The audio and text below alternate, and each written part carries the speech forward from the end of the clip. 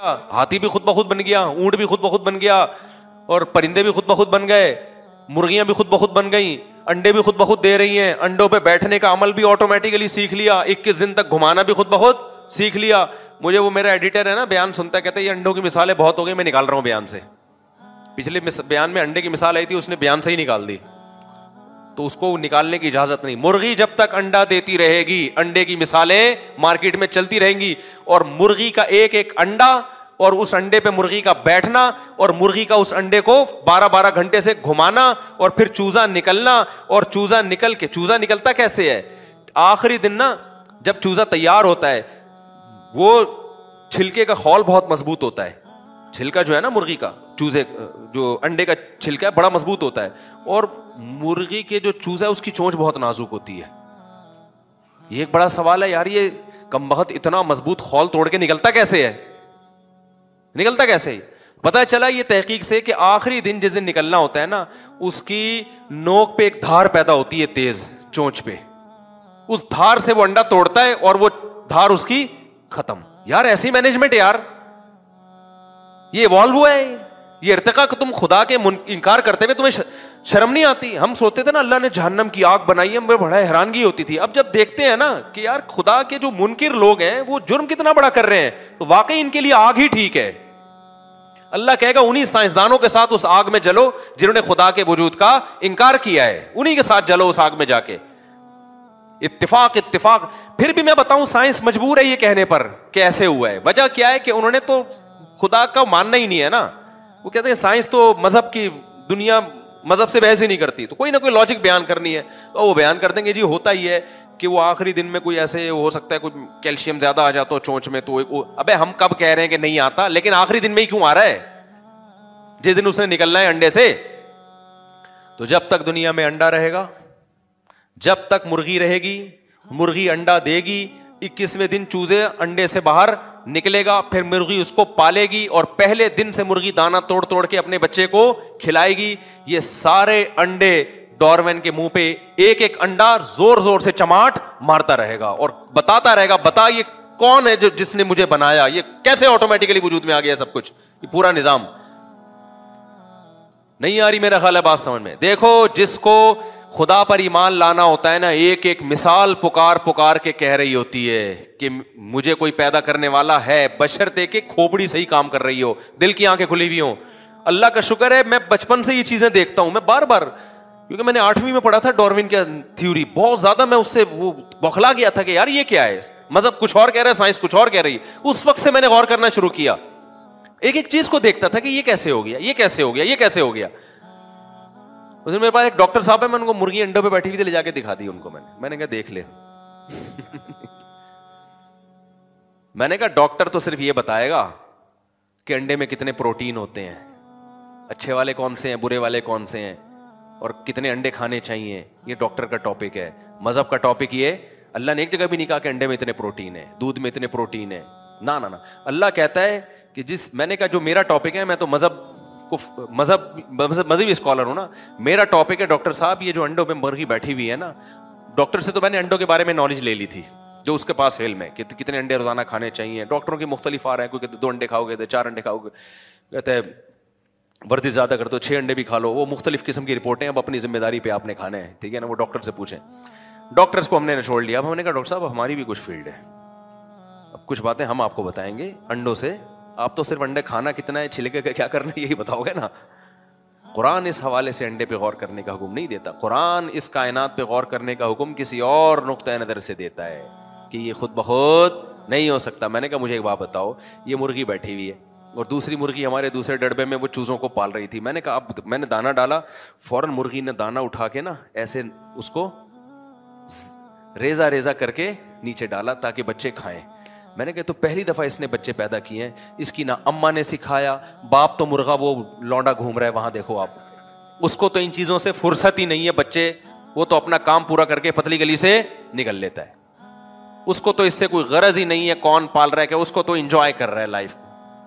اس کو نہیں پتا کہ میں ہی چھری کے نیچے آؤں گا. مرغیوں کو چھوڑ دیا جاتا ہے, ذبح کون ہوتا ہے, مرغے ہوتے ہیں, اس کو تو کوئی فکر ہی نہیں ہے. اس کو نہ میں نے سکھایا نہ اس کی اماں نے سکھایا. فوراً ڈاکٹر کہتے کہ اس کی جینز میں یہ چیز شامل ہے بھائی, یہ چیز کس سے آتی ہے؟ اس کے ڈی این اے میں یہ چیزیں شامل ہیں. ابے کس نے شامل کر دی اتنی زبردست چیزیں؟ باپ اور ماں جب تک بچے کو سکھائے نہیں وہ کمبخت کچھ سیکھتے نہیں ہیں. ڈی این اے میں ہوتی ہیں چیزیں تو نہیں کر رہے ہوتے وہ. اب تو جو چیزیں اچھی ڈی این اے میں آ رہی ہیں نا اس پہ بھی عمل نہیں ہو رہا. جو آپ کا میڈیا ہے وہ سارا ڈی این اے کی ایسی کی تیسی کر رہا ہے. وہ ساری ڈی این اے ہو سکتا ہے دیکھنا 5-10 سال میں سب کی ڈی این اے رپورٹیں ہی چینج ہو چکی ہوں. میرے ڈی این اے سے مراد جو ڈی این اے کی روحانی رپورٹ ہے, مادی رپورٹیں تو چینج نہیں ہوتی نا. جو روحانی رپورٹیں وہ کیا ہو جائیں گی؟ چینج ہو جائیں گی. تو یہ ڈی این اے میں ہم کب کہہ رہے ہیں بھائی اس کی جین میں یہ چیز شامل ہے, ہم اس کا کب انکار کر رہے ہیں؟ کس نے شامل کی؟ خود بخود. اتنی خوبصورت یار مینجمنٹ یار. ایک ایک کائنات کی چیز کو دیکھو بھائی. نبی صلی اللہ علیہ وسلم نے فرمایا ان سب باتوں کا جواب اسلام کے پاس ہے, اس کا جواب میڈیکل سائنس کے پاس نہیں ہے. تو یہ میڈیکل سائنس کا ٹاپک ہی نہیں ہے, یہ سائنسدانوں کا ٹاپک, یہ اسلام کا ٹاپک ہے جس کے لیے اللہ نے پیغمبروں کو بھیجا. نبی نے کیا فرمایا؟ انتم اعلم بامور دنیاکم منی. صحیح مسلم کی حدیث, فرمایا دنیا کے معاملات تم ہم سے زیادہ جانتے ہو. تو نبی نے اعتراف کیا بھائی دنیا میں تم ہم سے زیادہ, تمہیں پتا ہے کس بیماری میں کیا کھانا ہے, یہ سب تم ہم سے زیادہ جانتے ہو. اس لیے آپ نے فرمایا لیکن جب دین کی بات آئے گی تو فاتقوا اللہ ما استطعتم, جب میں دین کے معاملے میں حکم دوں تو تم اس حکم کو بجا لاؤ. تو اس لیے میں ان طلبہ سے کہتا ہوں اور آج کی نئی جنریشن سے کہتا ہوں کہ ہر چیز میں آئنسٹائن کو دخل مت دو, ہر چیز میں اس کو مت گھسیڑو. تم اس سے بھی اللہ سوال کرے گا کہ تو نے جو نعمتیں میں نے تجھے دی ہیں, تو نے ان نعمتوں میں مجھے کتنا یاد کیا, مجھے میرے وجود پر ایمان. اگر وہ اس سوال کے جواب میں پورا اتر گیا اللہ اس کو کامیاب کرے گا, نہیں اترا اللہ کہے گا مجھے اس سے غرض نہیں ہے کہ تو نے کیا کیا لوگوں کے لیے, پہلے میں ہوں, سب سے پہلے میں. کو یاد ہے مشرف کے دور میں نعرہ لگاتا سب سے پہلے پاکستان. ہر ملک یہ نعرہ لگاتا ہے نا, ملکوں کی پالیسی ہوتی ہے بھائی ہمارے لیے کیا کر رہے ہو, تو کیا اللہ کی پالیسی نہیں ہوگی؟ حالانکہ ملک بعض دفعہ اس میں ظلم بھی کر رہے ہوتے ہیں کہ سب سے پہلے ہم, کیا مطلب دوسرے کا بیڑا غرق کر دو. لیکن اللہ یہ نعرہ لگانے میں کہ سب سے پہلے میں, یہ نعرہ لگانے میں اللہ حق پر ہے, کیونکہ اللہ کہتا ہے پیدا میں نے کیا, کائنات کو بنایا میں نے, آسمان سے بارشیں میں برسا رہا ہوں, سارا نظام میرا چلایا ہوا ہے, اور تم مجھے کا انکار کر دو بھائی. اس لیے میرے بھائی ہماری نظر میں, اللہ کی نظر میں, اسلام کی نظر میں سب سے زیادہ ویلیو اس سوال کی ہے کہ آپ خدا پر ایمان رکھتے ہو یا نہیں رکھتے, آپ اللہ کی مان کے چلتے ہو یا نہیں چلتے. اس کے علاوہ باقی چیزیں دوسرے درجے میں ہیں, سمجھتے ہو کہ نہیں سمجھتے ہو. تو جب مرغیوں کو دیکھا کرو نا انڈے پہ بیٹھے ہوئے, اور وہ جو میرے بیان ایڈٹ کرتا ہے اس کو بھی انڈے والی مثال نکالنے کی اجازت نہیں ہے. مرغی جب تک انڈا دیتی رہے گی انڈے کی مثالیں مارکیٹ میں آتی رہیں گی, کیونکہ کل ایک اور مرغی میں نے انڈوں پہ بٹھائی ہے, ایک اور مرغی بٹھا دی ہے میں نے انڈوں پہ. ہمارے پاس 4-5 مرغیاں لی تھی, اس سے ماشاءاللہ ایسی برکت ہوتی چلی آ رہی ہے, ایسی برکت ہو رہی ہے. وہ پھر اچھا میں نے رکھی ہوئی دیسی مرغیاں, 7-8 انڈے دے کے وہ انڈوں پہ بیٹھ جاتی ہیں. اب انسان کو انڈے روزانہ زیادہ چاہیے, تو بجائے اس کے کہ دیسی مرغیاں پالے زیادہ پال لے, لیکن وہ کیا کر رہا ہے, جو مرغی جس کو قدرت نے 8 انڈے دینے کے بعد کہا تھا انڈوں پہ بیٹھنا, پھر چوزے نکلیں گے, محبت سے ان چوزوں کو پالنا, وہ چوزے ماں کی ممتا اور اس کی چھاؤں میں غیرت کے ساتھ بڑے ہوتے ہیں, پھر وہ ایک عمر کو جوانی کو پہنچتے ہیں, پھر جناب وہ پھر وہی عمل دہراتے ہیں, 8 انڈے دیے اور یہ وغیرہ وغیرہ. تو اب انسان چونکہ ہوس کا ہے اس کو چاہیے روزانہ انڈے, اس نے مرغیوں کی کراس بریڈنگ کر کے مرغیوں کی نسلوں کا بیڑا غرق کر دیا. جیسے انسان کا نسل کا بیڑا غرق ہو گیا نا, تو ایسے مرغیوں کا بھی کیا کر دیا. اب گن پوائنٹ پہ روزانہ مرغی کیا کر رہی ہے, انڈے دے رہی. ایسی ایسی مرغیاں آ رہی ہیں سال میں 365 دن ہے, 360 دن انڈا دے گی. بھینس اتنا کھا نہیں رہی جتنا دودھ نکال رہی ہے. تو یقیناً یہ چیزیں فائدے کی ہیں, میں ان سے منع نہیں کر رہا, لیکن ایک بات ذہن میں رکھو, نیچر سے بغاوت کا کبھی بھی رزلٹ اچھا نہیں نکلا. ہو سکتا ہے جو مرغی سال میں 300 انڈے دے رہی ہو وہ کوالٹی میں ایسا نہ ہو جیسا وہ مرغی جو 6 مہینے میں صرف 20 انڈے دیتی ہے. ہو سکتا ہے سائنسی تحقیق کل ثابت ہو جائے کہ بھائی اس انڈے میں اور اس انڈے میں کیا ہے, بڑا فرق ہے. اس لیے جتنا ممکن ہے نا اپنے آپ کو آرگینک چیزوں پہ رکھو. جو ٹینشن لے لیا کرو مرغی اور بکری پالنے کی, اس میں ناک پہ مکھی نہ بٹھایا کرو کہ ایکچولی میری پرسنالٹی کہ میں مرغیوں کو دانہ ڈالوں, اور میری پرسنالٹی کہ میں مرغیوں کو بکریوں کو چارہ کھلاؤں. پرسنالٹی یا صحت دونوں میں سے ایک کا انتخاب کر لو آپ. پہلے زمانے میں بڑے لوگ جاگنگ نہیں کرتے تھے, ایکچولی ہماری پرسنالٹی ہے, ہم تو خراما خراما چلتے ہیں. جب ڈاکٹروں نے بولا نا ہارٹ اٹیک سے بندے مرنا شروع ہو گئے تو چڈیاں پہن کے دوڑ رہے ہیں پارکوں میں. پرسنالٹی گئی ایک طرف. میں نے بعض ایسے نیک لوگ دیکھے ہیں, وہ بہت پروقار زندگی گزار رہے ہوتے ہیں, ان کے مریدین ہوتے ہیں, شیخ صاحب جا رہے ہیں, حضرت جی آگے آگے خراما خراما. جیسے پہلے زمانے میں دلہن رخصت ہوتی تھی نا, بڑی تمیز سے ہوتی تھی, اب تو پہنچ کے فون کرتی تھی, ابو میں آ گئی ہوں, آپ بتائیے کل آ جاؤں گے ملنے کے لیے. تو جیسے دلہنیں نہیں پہلے چلتی تھیں بڑی تمیز سے, ایسے ہی بعض ہم نے دیکھے ہیں نیک لوگ ہوتے ہیں, ایسے خراما خراما چل رہے ہوں گے, ایٹیٹیوڈ بڑا تمیز, لوگ سمجھتے ہیں دم کروا رہے ہیں, وہ ہوتے کولیسٹرول کے ڈبے بن جاتے ہیں تھوڑے دنوں میں نا. وہ فطرت تھوڑی دیکھتی ہے بھائی کہ تم نیک ہو یا برے ہو, کیا خیال ہے, تمہاری عزت خراب ہو جائے گی تیز چلنے سے یا دوڑنے سے. نیچر ان چیزوں سے متاثر نہیں ہوتی, نیچر تھوڑی متاثر ہوتی ہے ان چیزوں سے. تو نتیجہ کیا نکلا کہ وہ کوئی اللہ معاف فرمائے کیا کیا ہو رہا ہے مارکیٹ میں, اب میں کیا کہہ سکتا ہوں.